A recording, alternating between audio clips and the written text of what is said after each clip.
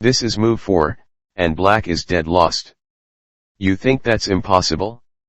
I'll prove you wrong. In this video, I will teach you an opening that only 0.07% of all chess players even know. Just promise you won't ever use it against me.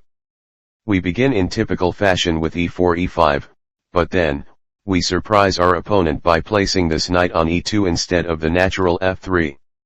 Our opponent is already very confused and probably thinks it was a mouse slip. Knight to f6 is by far the most common move, attacking our pawn. But instead of defending, we play f4, which looks similar to the king's gambit. Most opponents will take on f4, and we take back with the knight.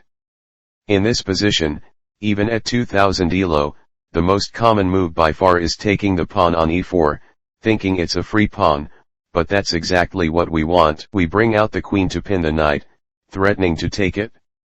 They think they can do the same to remove the pin, but now we bravely venture forward with the horse, attacking the queen but also threatening to take on c7 and fork the king and the rook. The only reasonable move is queen to e5. Now we bring out the other knight, threatening to win the piece once again. If they try to defend the knight with f5, just attack it with d3.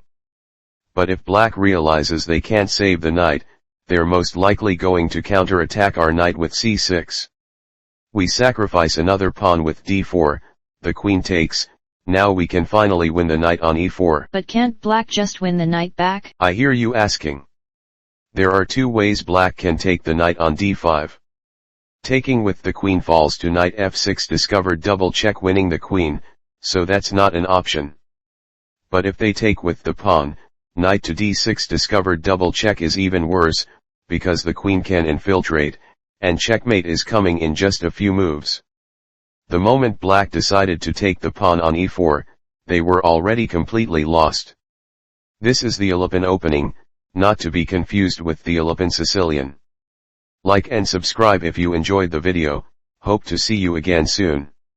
Till then, cheers.